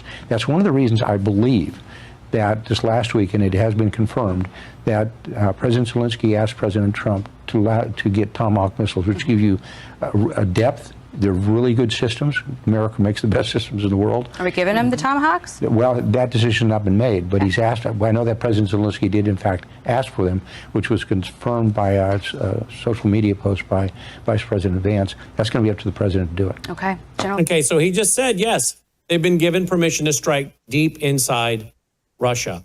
We're in World War III already at various levels, but I don't think there's any turning this ship around, Dr. Lindsted. We're going to World War III, and I think that when we get into it, that's when Americans are going to finally wake up, because most of them are asleep right now. They don't realize what's about to come. And I think the possibility of a civil war or massive terrorist attacks combined with civil unrest and World War III would be quite the doozy on this country that, by the way, we don't see mentioned in Bible prophecy at all. Yeah, we've got to keep our eyes on the book, because the book is the truth. It's God's plan. And we're having lots of people suggest we can do this and that, but usually it's for selfish reasons. And so I look at what's taking place. There's just no consistency. We flip-flop. We got to stay with God's word. Comment from you, Dr. Woods, in closing. Yeah, well, real quick, to correct my error earlier, I attributed a quote to Alexander Hamilton. That's a James Madison quote. And real quick, that book by McTernan that you were talking about, it's entitled As America Has Done for Israel. But I guess, and one other quick thing about Turkey, Turkey has come up.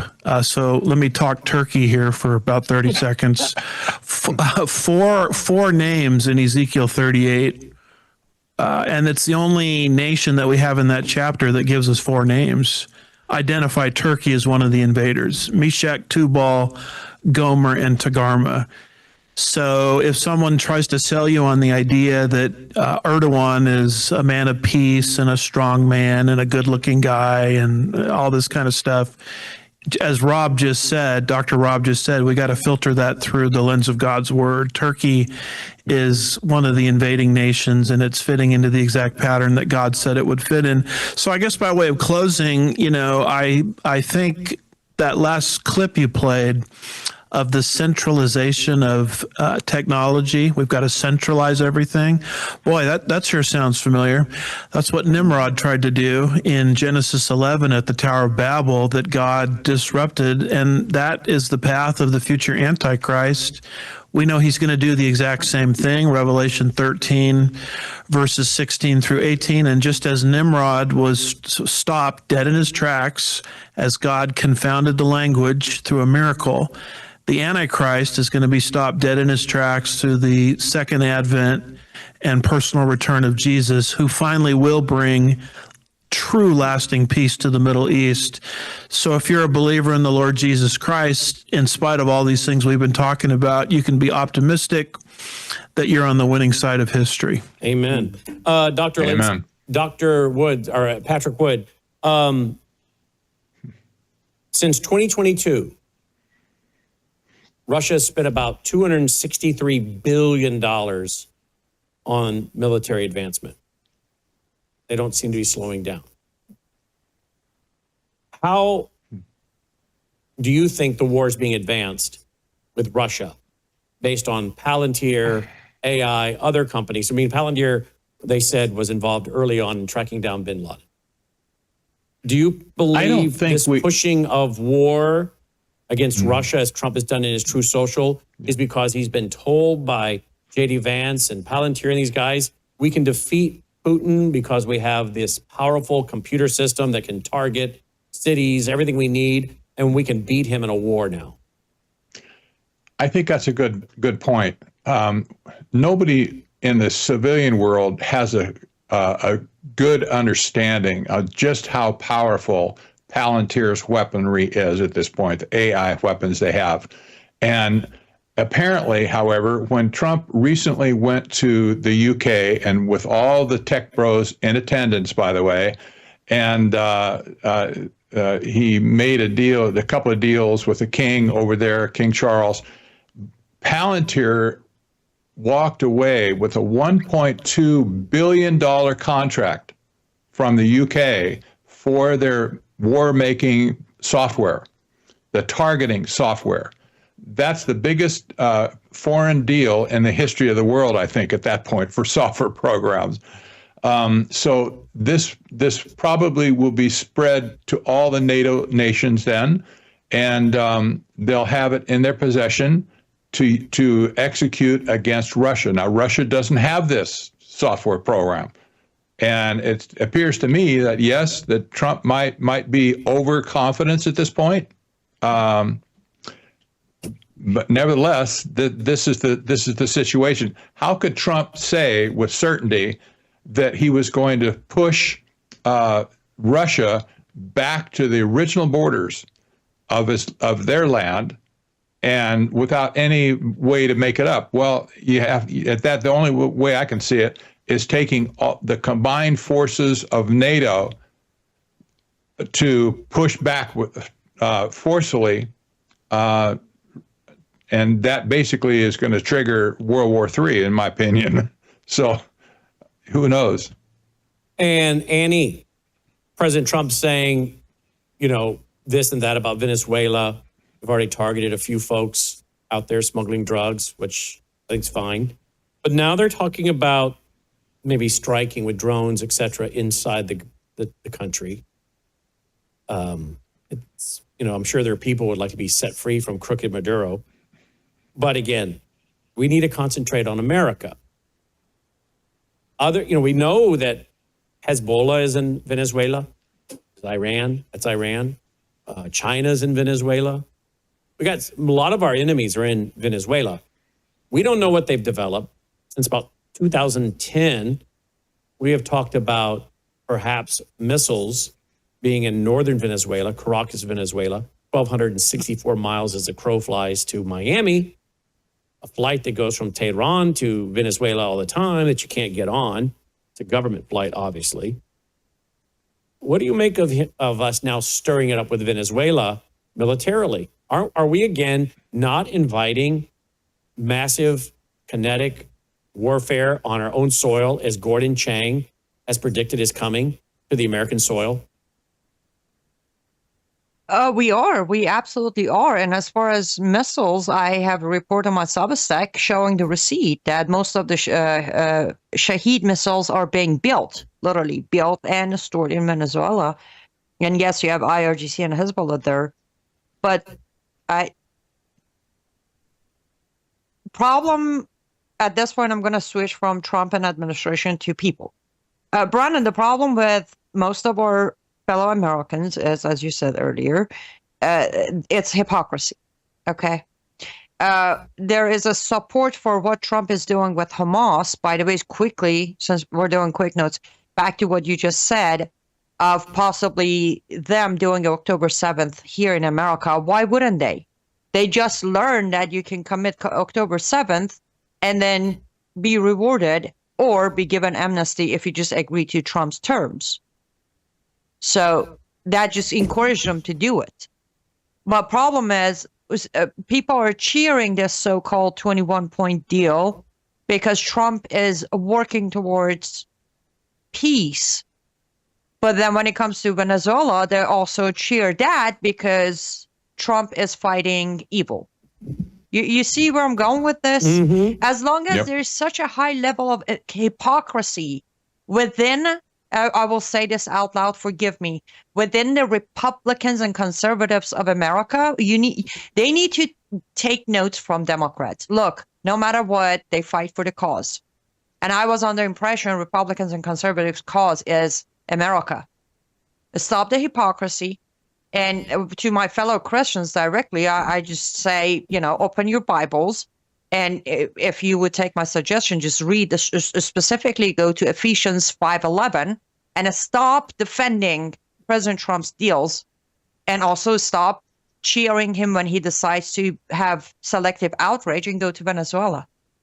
We do not have enough intel to know what we're walking into, unless this is another CIA operation to topple the current regime and install a different regime. So that we can get the oil and the resources to add to our tokenization ledger.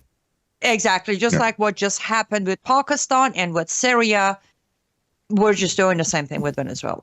But bottom line is there is no reversing damages in America as long as the level of hypocrisy and selective outrage is where it's at today. Mm-hmm. liveuptofreedom.substack.com, liveuptofreedom.com, and liveuptofreedom.substack.com. Also, Patrick Wood, he is technocracy.news, technocracy.news.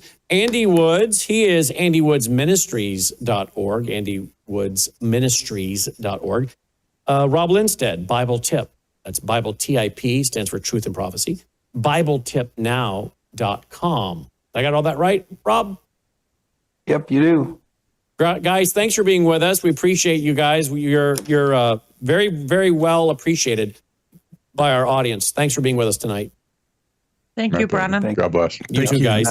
And Dr. Lindsted will be, or Dr. Woods will be with us this weekend if you're part of our 22nd annual National Worldview Weekend. And if you want to be with us, you can still grab a ticket. I think we have a few seats left. Worldviewstore.com, worldviewstore.com. Otherwise, make sure you have your membership to the vault and you can live stream it this Friday night and Saturday. Again, I'll be off the air Wednesday, Thursday, Friday, Saturday. I'm telling you in advance so you don't worry about me. But I need to get ready for the conference, rest my voice. We have dress rehearsal for the concert banquet and the keynote address by Adia on Thursday night, and then getting ready for the conference. So we have a lot to do. So I will be off the air Wednesday, Thursday, Friday. Lots to share with you when we come back on Monday, obviously. So again, we'd love to have you join us, worldviewtube.com/vault to live stream it, worldviewtube.com/vault. Hey, look, we just had a long panel there. Didn't even stop for a commercial break. Do you appreciate all we do?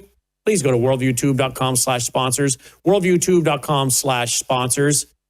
Find a product there, Ella Grace, Galatana, whatever it might be, the new Bella Melts, the caramels with the great all natural substance in it that helps you curb your appetite. You'll check it out there at worldviewtube.com/sponsors. You can find all of our sponsors. And of course, our foundation, worldviewfoundation.com. All right. The gold keeps setting record highs.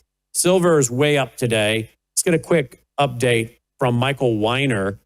Why gold just skyrocketed and reevaluating gold from about $42.50 an ounce to maybe the market price of $4,000, $5,000 an ounce.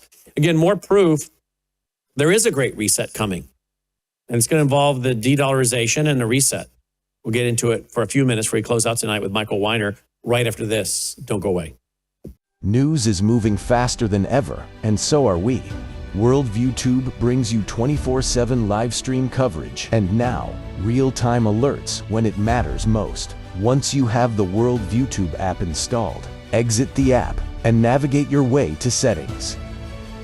In Settings, locate the tab labeled Notifications.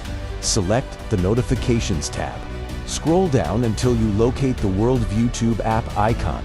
Select the tab, and here you can turn on and customize your notification experience for the Worldview Tube app.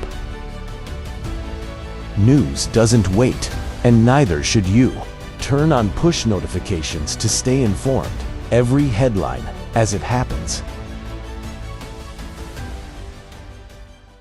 We have a big announcement, folks. It's called Bella Melt. In the first week, you lost 3 pounds on this, right? That is correct. Your GLP-1 is a natural hormone that's in every single one of our bodies. And your GLP-1 lets you know if you're full. It's a satiety hormone. So when your GLP is working properly, it does help suppress your appetite as well as reduce those cravings. So what it's going to do best is it's going to reduce your sugar cravings or any other cravings you have in your body. It's going to suppress that appetite. But where Melissa got the most benefit, I think, over the last week was the L-carnitine. The L-carnitine tells your mitochondria, this is where you make, we've talked about it before, this is where you produce energy in your cells. It actually tells those mitochondria to burn fat for fuel. MelissaHouseBG.com just now introducing for the first time Bella Melt with GLP-1 fast action. Joining me now is Michael Weiner. Gold is just going up. Popped up over $68 today. $3,829 an ounce. Silver is over $46, headed to 40, almost at $47 as we're talking right now. Michael, you called it. You called it. I told you when in August, Brandon, when we were on the show, I said September is going to be a huge month. You got the year end of the country, and gold is no longer a commodity. It's a monetary instrument. That's why it moves with markets differently, and we'll continue to do that. I said 4,000 by November 1. Where are we? At the end of the day, I look at 4,200 year end, somewhere around that area, but next year, the 5 number is going to exist. And what really is frustrating is 2 things. People have to understand the gravity of us having a changing financial world, and it's going to be different. And if they don't protect themselves, they'll take some insurmountable backdraw. And additionally, people thinking it's too high. It's a joke. I mean, we said that a year ago in the show, and 2 years ago in the show, gold's high, gold's high. And we keep saying that, and you're going to say it to me next year when it's 5,000. That's all. I mean, either you realize the fact that it has to be involved with your portfolio and that you have to review where you stand and you have to be literally involved with it and take a complete overview of your entire estate, and then, or you're not. And that also goes for retirement plans. You know, you talk about low-hanging fruit. What is the one thing that the government knows about where every single dime is? And that's in gold. Okay? And excuse me, that's in an IRA. I apologize. That's in an IRA. They know where all of the money is in IRAs, 401ks. They know how to get it. They know how to lock it up. And they can do it in less than a minute. They can lock down your account and do what they need to do. Yep. I don't know if you heard this today or not, but apparently SWIFT, explain to our audience what SWIFT is. SWIFT system is a system of payment that legitimately is put out. I believe it's, if I'm not incorrect, it's put out as a means of transferring funds immediately in between nations. And it's also being done digitally. So it's the controls on it are very, very sort of unknown right now. And it's sort of like an unregulated world shifting area. But you can use their platform to make cross-border transactions seamlessly, 24/7. Correct. Okay, look at this. Have you seen this today? September 29th is the date today. SWIFT introduces blockchain-based ledger. At SWIFT, our mission, this is announced today, has been to continually innovate and elevate the cross-border payment experience. Today, we're taking a pivotal step forward, adding a blockchain-based shared ledger to our technology infrastructure. Okay? We've been talking so much the last couple of years about blockchain and then your ledgers. You know, as you say over and over, we're going from a debt-based system to an asset-based system. And they're using that same term, blockchain-based ledger. They're adding that to their infrastructure. And they're doing this with, I don't know how many countries. It's a lot of countries, like 200 countries. That's what their press release says. Again, we're heading into a new financial world. And that's why you see gold in the background, because what these countries are worried about is if something like we talked about, poison pill goes into the system here, what are they going to have within their own portfolio that shows them to have any strength? And they don't look at blockchain. They don't look at what's going on with US dollar. They look at gold. That's why gold is a financial instrument, because this whole SWIFT system situation and this whole digital conversation, like with the British, et cetera, is all about control. And it makes it very simple for them to do what they need to do to take control of us. What do you have that is not controlled? And what do you have that cannot be instantaneously destroyed?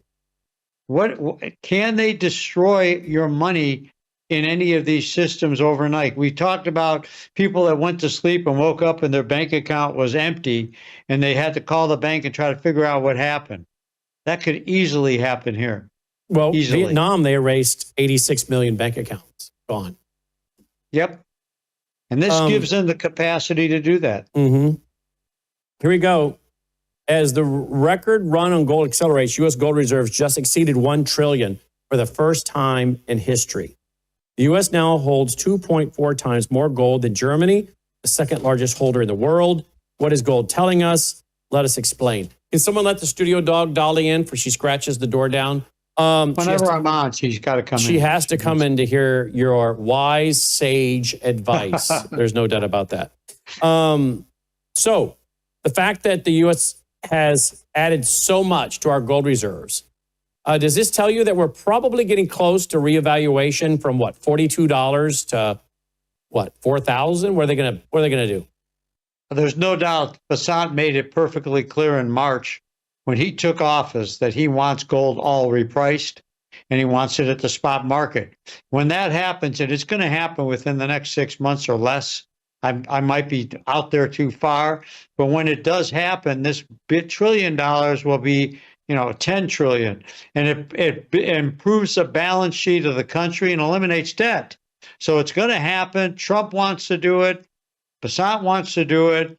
They're going through a whole, people, again, this is a metamorphosis of the entire world financial system. And if you're sitting back in your lazy boy and thinking the world's all great, Donald Trump is proactive because he has to be. Basant is proactive because he has to be. They're freeing you up to be proactive because you have to be. And the question is, are you doing anything about it? That's what's really frustrating. People don't get it. This is not a do-over right now in life. You either take action and do something and balance your portfolio, or you suffer the strings and arrows that go along with lack of commitment. Okay. So where do you think we're going? If you had to guess, are you updating your timeline at all? No, I think gold 4,000 by November, by Thanksgiving, or latest. I'm thinking actually the early part of November. It could even get pushed through because of this. They're not going to make this debt deal. It's not going to happen. And I think there'll be a lot of activity around that. And I think also when this communist Muslim heretic gets elected mayor of a city that 3,000 people were killed by Muslim heretic communists, at that point, I think you'll even see possibly some activity at that point, because there's going to be companies that aren't saying it, but they're going to leave. So some people will stay, some people won't. So my timeline still stays $4,000 gold by Thanksgiving, 4,200 year end. It's going to be a very interesting period of time we're going to be going through, because I believe next year, besides all of this financial change that's going on around us, that the Democrats want to do something themselves to create a financial catastrophe. They're not good. They don't want anything good to happen. They want something bad to happen. And if they can't get it to happen naturally, they'll make it happen. So it's something, we're going to have an election year next year, and that's going to get very interesting. I'll be changing my opinions on how fast gold might be going as the year projects along. And silver? Silver is going to be testing its world between $50 and $60. How quickly it moves to 60 will tell us how quickly it goes to 80. We have to watch it carefully. My feeling is silver is going to touch somewhere between 60 to 80, maybe 90. The fact of it going to 100, but only because gold dragged it along for the ride. Wow. $100 an ounce on gold. I mean, silver. $100 an ounce. Silver. Possible. Not 200. 100. I know people are running around $200 silver. Nope, not happening. Not going to happen. Look at this chart. U.S. dollars having its worst year in decades. Look at that. Look at that drop since 2013. Your dollar, folks, has lost about 40% of its purchasing power since, I think, around the year 2000 is what I've been reading. Since year 2000, lost about 40% of its purchasing power. This year alone, Mike, reports say that the U.S. dollar has lost 10% of its purchasing power this year alone, since January. 10%. We talked about devaluation and revaluation. They're going to have to devalue the dollar in order to revalue it. And that's going to be tied in again with what's going on with the digital money. And when that does occur, you're going to see the dollar is going to take a slide. And that's why we keep telling people, Wes and I call people and we tell them to pay attention, reevaluate, do an overview on where it is. And some people will say, well, Donald Trump doesn't want to do that. President Trump has to be proactive with the dollar. The Biden administration trashed it. I mean, we were on the brink of becoming a one world currency. And the only thing that stopped it was Trump winning. And now he has to revalue things to bring us back in line. And it's the way life is. And either you do something about it or you don't. What the problem is, a lot of people is they don't pay attention, or their money is in their retirement plan and they expect their financial person to tell them that everything's going to be okay. And as we both know, Brannon, for what happened in 2009 and 10, how many of those same people that were told everything was going to be okay went back to work? Yeah, they went back to work. And by the way, how many of them? We have this newsletter reporting that the largest ETF for gold has attracted $2.3 billion in net inflow so far just in the month of September. That's crazy. $2.3 billion, Michael. Yep. Well, the cash buyers are a little slow because those are the people who want to make money. When you're buying an ETF, you're betting on the price. That's all you're doing. And there's a lot of people betting on the price. And I can understand that. But doing business with us, we're not about making you money. God, goodness knows we want to make you money. We're about preserving and protecting what you have. And we are good at it. But if we can only help you if you want to be helped. So, that's the big issue right now, being, proactive versus reactive.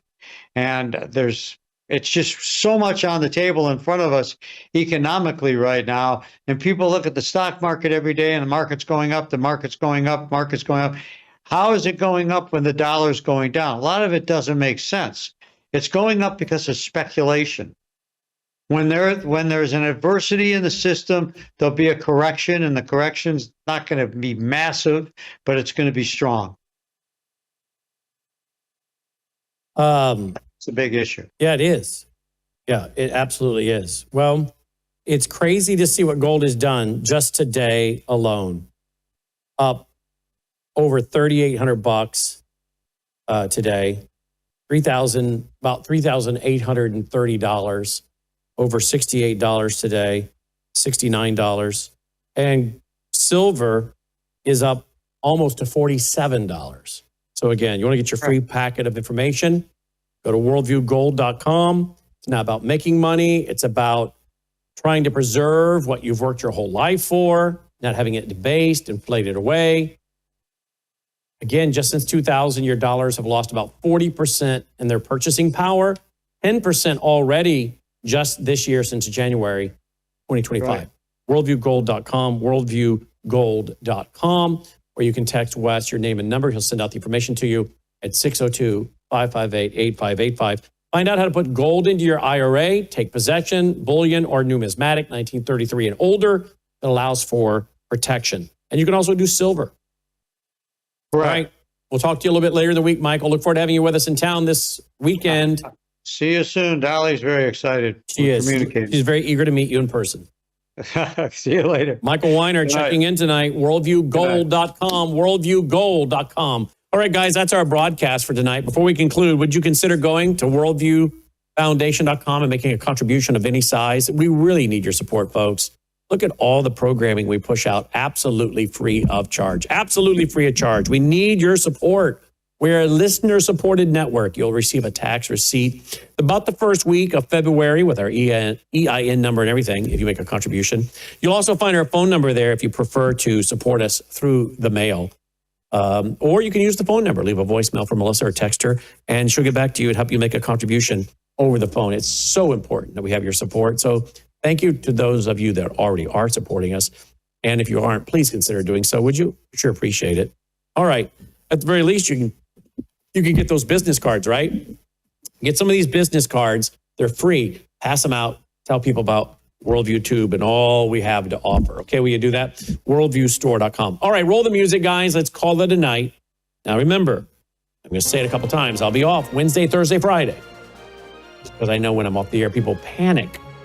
I'll be off the air Wednesday, Thursday, Friday, doing our national conference. And if there's major breaking news, I will come back on. Even if I have to do it with a cell phone. All right. But you want to make sure you're registered for the big event this weekend if you can't be with us. Worldviewtube.com/vault. Worldviewtube.com/vault. So next time, I'm Brannon Howse. May God save America. Take care.